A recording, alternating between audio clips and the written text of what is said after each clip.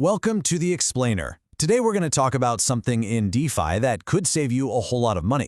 It's a hidden risk that can turn what looks like a massive win into a surprising loss, even when you're being promised triple-digit returns. You've seen these, right? These incredible returns advertised on liquidity pools, 100% APY. And you think, wow, this is the dream. It looks like the easiest money you could possibly make in crypto. I know, it sounds completely backward. Impossible, even. But for a lot of people providing liquidity, this is a very, very harsh reality. And this is because of a hidden villain in our story, a concept called impermanent loss.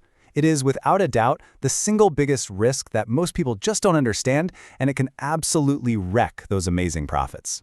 Okay, let's dive into exactly how it works. So what is this thing? What is this invisible force that seems to be working against you behind the scenes, even when everything looks like it's going great? So, at its core, it's really an opportunity cost. It's the price you pay for the privilege of providing liquidity. And here's the key. It gets triggered anytime the price ratio of the two tokens you put in changes. Any change, up or down, an impermanent loss starts to kick in. And here's the real gut punch. The core mechanism is the exact opposite of what any good investor wants to do. As one of your token's prices goes up, the pool, well, it automatically sells it for you to buy more of the weaker token. It's constantly automatically rebalancing against your best performing asset. You know, theory is one thing, but let's make this tangible. We're going to walk through a real-world example to see exactly how this process can quietly drain value from your position step by step. All right, so let's say we start here. A nice, simple 50-50 deposit into an Ethereum/USDC pool. You put in 1 ETH, which is worth $2,000 at the time, and 2,000 USDC stablecoins. Your total initial investment, $4,000. Easy enough, right? Okay, now the market moves. ETH has a great day, and its price jumps up 25%. On all the big exchanges, it's now trading for $2,500. Well, this creates a price difference between the market and your little pool. And traders called arbitrageurs, they immediately jump in to profit from that gap, which forces your pool's price to adjust. And to keep its 50-50 balance, the pool automatically sells some of your precious ETH for USDC. So just look at your new holdings. You now own less of the asset that's going up in value, ETH, and more of the stablecoin. The pool literally sold your winner for you. So at this point, you might check your dashboard. Your position has grown from $4,000 to almost $4,500. I mean, on the surface, that looks great. But here comes the crucial question. What if you had done nothing at all? Had you simply held on to your original 1 ETH and 2,000 USDC in your own wallet, your portfolio would actually be worth $4,500. That's right. By doing literally nothing, you would have made more money. That difference, that $29, that is your impermanent loss. In this scenario, you lost $29 of potential profit compared to just holding, even while the price of your main asset was going up. And what's really scary about this is that the loss isn't linear, it actually accelerates. Just look at this table. A 50% price change, up or down, leads to a nearly 6% loss versus just holding. But look what happens when the price doubles, a 100% move. Your loss skyrockets to 20%. It's an incredibly powerful force working against you.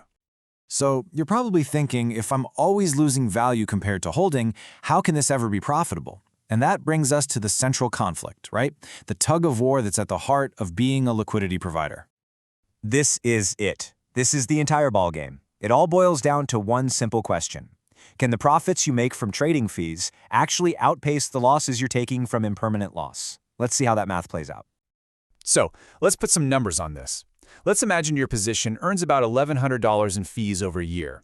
Now, if the price of ETH only moves about 25%, your impermanent loss is just $200. You're still making a nice profit, but look at that bottom row. If ETH doubles in price, your loss hits $2,000, which completely wipes out all your fee income and leaves you deep in the red. Okay, so knowing the risk is definitely the first step. Now, what can you actually do about it? How do you tame this beast and protect your capital? Well, before you even think about depositing a single dollar, you need to look at 3 things. First is volatility. The wilder the price swings, the worse your impermanent loss is going to be. Second is correlation. Do the two assets kind of move together, or do they go in opposite directions? And third is time.